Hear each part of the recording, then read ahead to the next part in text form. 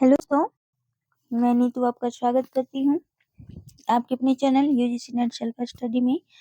और आज हम लोग देखेंगे जो भी वस्तुनिष्ठ प्रश्न कर रहे हैं उसका पार्ट 2 है ये, ठीक है। तो चलिए बढ़ते हैं आज के सेशन के ऊपर। और चैनल पर नए हैं दोस्तों तो चैनल को जरूर से सब्सक्राइब कर लें और बेल आइकन भी प्रेस कर लें और अपने फ्रेंड तक भी शेयर करते रहें साथ साथ। तो चलिए आज का जो पहला प्रश्न देखने वाले हैं वो है परमाल रासो के कवि का नाम क्या है, पूछा जा रहा है। क्योंकि कल 50 प्रश्न तक हम लोगों ने ऑलरेडी कर लिया था, आज उसके आगे देखने वाले हैं। तो परमाल रासो के कवि का नाम पूछा जा रहा है जो कि जगनिक है, ठीक है। और यही परमाल रासो जो है ये आला खंड के नाम से जाना जाता है, ये भी ध्यान में रखना है। अगला है हिंदी साहित्य के आदिकाल को सिद्ध सामंत काल किसने कहा है? तो ये कहने वाले हैं राहुल सांस्कृत्यायन, ठीक है। आगे बढ़ते हैं अगले प्रश्न पे। आचार्य रामचंद्र शुक्ल ने हिंदी का प्रथम महाकाव्य किसे माना है? तो चंद्रवरदाई के पृथ्वीराज रासो काव्य महाकाव्य को महाकाव्य माना है रामचंद्र शुक्ल जी ने, तो इसे आपको ध्यान में रखना है। हिंदी साहित्य का दूसरा इतिहास किसने लिखा है? तो ये लिखने वाले हैं बच्चन सिंह। आगे बढ़ते हैं, अगला प्रश्न है बीजक के रचयिता का नाम क्या है? तो बीजक जो है ये कबीरदास द्वारा रचित है। अगला है निम्नलिखित में से कौन सी रचना जायसी की नहीं है? तो जायसी का है पद्मावत 1540 है अखरावट आखिरी कलाम, लेकिन ये चंदान जो है ये किसका है? तो ये मुल्ला दाऊद का है 1379 में, ठीक है। तो ध्यान रखना है इसे। अगला प्रश्न है भारत में भक्ति का स्रोत कहाँ से प्रस्फुटित होकर उत्तर भारत में आया? तो ये दक्षिण से आया था, ठीक है, ध्यान रखना है इसको। आगे है संतन को कहाँ शिकरी शुकाम किसकी पंक्ति है? तो ये है कुंभन दास का। और जो भी है कोटेशन वगैरह जितने भी है पंक्तियां उसका मैं एक अलग वीडियो बनाने वाली हूँ। और उससे संबंधी जो भी प्रश्न अभी तक पूछा गया है सारी मैं कंप्लीट कराने वाली हूँ, तो बिल्कुल से इस चैनल के साथ आप जुड़े रहें। क्योंकि बीपीएससी टीआरई 4 जल्द ही आने वाला है। जैसे टीआरई थर्ड का सारा मामला कंप्लीट होता है वैसे ही आप लोगों के लिए बीपीएससी टीआरई 4 का नोटिफिकेशन आउट होगा, ठीक है। तो इसके लिए बिल्कुल से अपना तैयारी कंटिन्यू रखें। अगला प्रश्न है नानक किस काव्य धारा के कवि हैं? तो ये संत काव्य धारा के कवि माने जाते हैं नानक जी। मानुष प्रेम भयो बेकुंठी तो किस कवि की पंक्ति है? ये तो जायसी की है, ठीक है। भ्रमर गीत के रचयिता कौन है? तो ये सूरदास जी हैं। बहुत ही बेसिक सा प्रश्न है ये सब सभी, ठीक है। और इसी तरह के जो प्रश्न है आपके इस बार भी आया था और टीआरई 2 में भी प्रश्न पूछा गया था। अगला प्रश्न है सैयद इब्राहिम ने कृष्ण भक्ति के प्रभाववश अपना नाम क्या रख लिया था?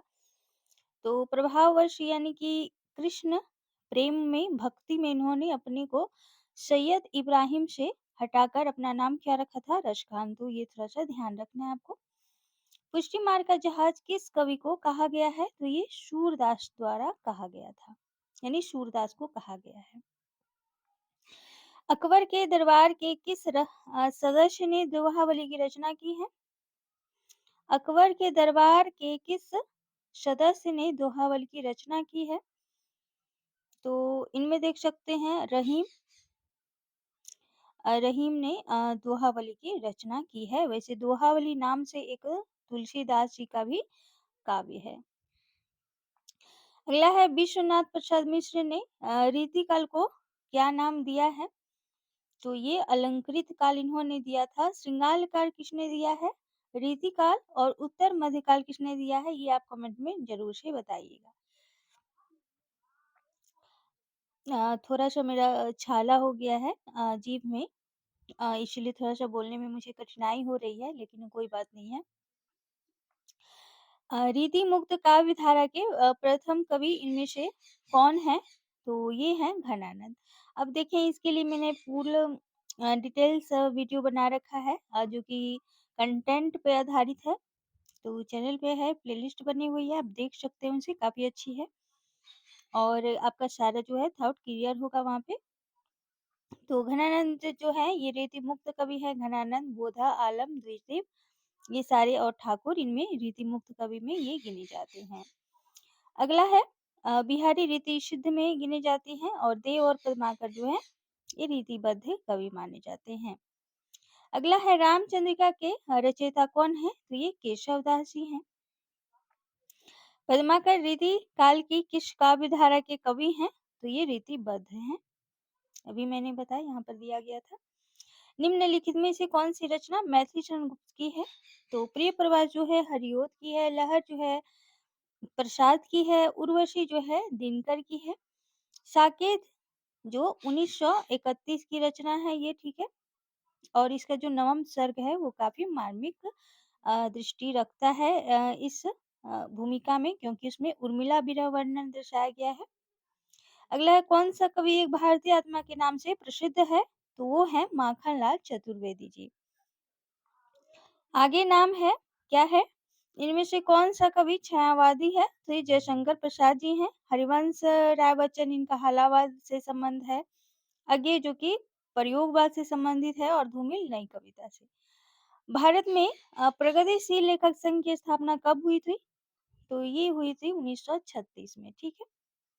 गांधी जी की अध्यक्षता में हुई थी, जिसमें प्रेमचंद्र जी शामिल थे अध्यक्ष के रूप में। प्रगतिवाद किस दर्शन से प्रभावित था? तो ये मार्क्सवाद से प्रभावित था, ठीक है। और यहाँ पर एक मैं प्रश्न देती हूँ आप लोगों के लिए कि मनोविश्लेषणवाद से कौन-कौन ऐसे उपन्यास हैं जो प्रभावित हैं? 3 नाम विशेषतः है लिया जा सकता है, तो आप ज़रूर से कमेंट में बताइएगा। मैंने कई बार ज़िक्र किया है उनका, तो आप कमेंट में नाम बताएँ उनका। आगे प्रश्न है, प्रयोगवादी काव्य धारा का प्रारंभ किस पुस्तक के प्रकाशन से माना जाता है? तो ये तार सप्तक जो कि 1943 ईस्वी, ठीक है। आगे प्रश्न है, आगे के उपन्यास का शीर्षक है तो शेखर एक जीवनी। ये 2 भागों में है, 1941 से और 1944, ठीक है। अंधा योग किसकी रचना है? ये धर्मवीर भारती की रचना है, गीति नाट्य है। आगे प्रश्न है, मुक्तिबोध के काव्य संग्रह का नाम है? तो चांद का मुंह टेढ़ा, ठीक है। और ये 1964 का ये रचना है। कुआनो नदी सर्वेश्वर दयाल सक्सेना का है, संसद से सड़क तक धूमिल का है और बाघ जो है ये जो है ये मैं भूल रही हूँ, लेकिन बाघ जो है कोई सिंह करके है उनका नाम, तो आप ज़रूर से बताइएगा, अभी मेरे माइंड से उतर गया है। तो ज़रूर से आप इनका नाम बताएँ कि बाघ जो है ये किसकी रचना है। आगे है, पहाड़ पर लालटेन किसका काव्य संग्रह है? तो पहाड़ पर लालटेन जो है ये उदय प्रकाश का नहीं होगा, ठीक है, ये मंगलेश डबराल का होगा, ठीक है। आगे बढ़ते हैं अगले प्रश्न पे। साय में धूप रचनाकार हैं दुष्यंत कुमार जी हैं। भारतेंदु हरिश्चंद्र के नाटक का नाम है अंधेर नगरी 1881। बकरी जो है ये सर्वेश्वर दयाल सक्सेना का है। शकुंतला संयोगिता स्वयंवर संयोगिता श्रीनिवास दास जी का है। आगे है, सरस्वती के संपादक इनमें से कौन थे? तो ये महावीर प्रसाद द्विवेदी थे। 1920 तक इन्होंने इसका संपादन किया है, तो ये आपको ध्यान में रखना है। 1903 से 1920 तक। आचार्य रामचंद्र शुक्ल का निबंध संकलन इनमें से कौन सा है? तो ये है चिंतामणि, ठीक है। रसक के रंजन महावीर प्रसाद द्विवेदी जी का है। अशोक के फूल हजारी प्रसाद द्विवेदी जी का है। विचार और वितर्क जो है ये शायद जो है जैनेन्द्र का है, ठीक है। चलिए आगे देख लें।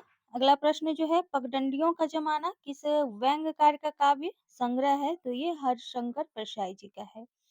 बंग महिला की कहानी का नाम क्या है? दुलाई बाई 1907 है रचनाकार इसका, और ये प्रथम महिला मानी जाती हैं लेखिका के तौर पे, ठीक है। उसने कहा था प्रथम पृष्ठभूमि के ऊपर लिखी गई यानी कि प्रथम पृष्ठभूमि के जो विश्व युद्ध हुआ था, उस दौरान लिखी गई थी 1915 में, काफ़ी चर्चित है। बलिदान, प्रेम और त्याग की ये मार्मिक कहानी है। समानांतर कहानी के प्रवर्तक माने जाते हैं, तो ये कमलेश्वर माने जाते हैं। आगे प्रश्न है, इनमें से कौन-सा नाटक प्रसाद जी का नहीं है? तो स्कंदगुप्त 1928, चंद्रगुप्त 1931, ध्रुव स्वामी 1933, भारत दुर्दशा नहीं होगा, ये भारतेंदु जी का है।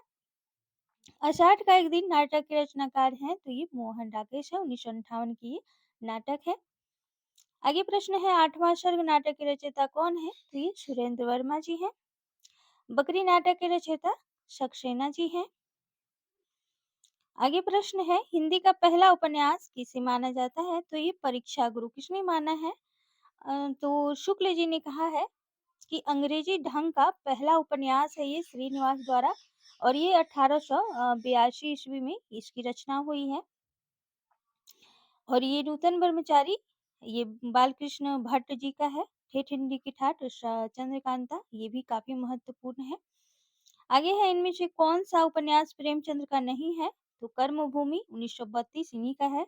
रंगभूमि 1925 इन्हीं का है। गोदान 1936 इन्हीं का है। तितली जो है, ये तितली जयशंकर प्रसाद जी का है, जो कि 1936 का है। अगला है प्रश्न, त्यागपत्र उपन्यास के लेखक का नाम क्या है? तो ये जैनेन्द्र कुमार है। त्यागपत्र 1937 का इसका रचना काल है, 1937, ध्यान में रखना है। सूरदास के जीवन पर आधारित उपन्यास का नाम क्या है? तो ये है खंजन नयन, ठीक है। खंजन नयन 1981 है इसका डेट, ठीक है। और मानस का हंस जो है, ये तुलसीदास जी के जीवन पे आधारित है। सेवा सदन तो प्रेमचंद्र जी का है। और भाग्यवती ये भी श्रद्धाराम फुलेरी जी का है। अगला प्रश्न है, इनमें से कौन सा उपन्यास अज्ञे का नहीं है? तो शेखर एक जीवनी, नदी के द्वीप, ये दोनों अज्ञे के हैं, लेकिन दादा कामरेड जो है ये यशपाल का है, ध्यान रखना है। अपने अपना अजनबी, ये मोहन राकेश जी द्वारा रचित है। आगे प्रश्न है, रुकोगी नहीं राधिका की लेखिका हैं, ये उषा प्रेमवदा जी हैं। चाक जो है, ये मैत्रेयी पुष्पा का उपन्यास है। आगे प्रश्न है, निराला की साहित्य साधना किसकी कृति है? तो ये रामविलास शर्मा जी द्वारा रचित है। ये टोटल 3 भागों में है, ये भी ध्यान रखना है। बिल्लेश्वर बकरिया किसकी संस्मरणात्मक रेखा चित्र है? तो ये निराला जी का है। अगला प्रश्न है, हिंदी का पहला आत्मकथा लेखक कौन है? तो ये बनारसी दास जैन है। अर्धकथा जो है, इनकी पहली आत्मकथा मानी जाती है, अर्धकथानक, ठीक है। आगे है, गुम्मकर शास्त्र के लेखक का नाम क्या है? तो ये अज्ञे हैं,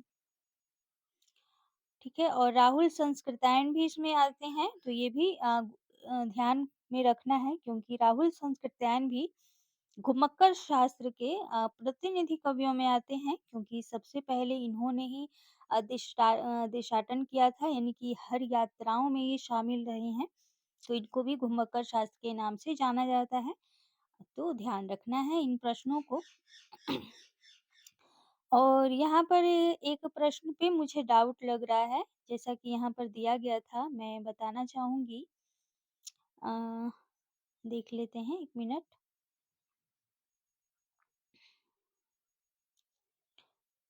हुँ।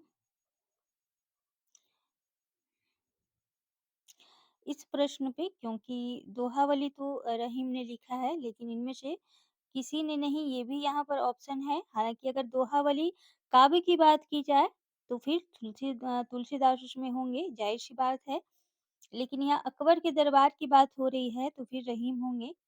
तो इसको थोड़ा-सा ध्यानपूर्वक आपको पढ़ना है और समझना है, उसके बाद ही टिक आउट करना है इन प्रश्नों को।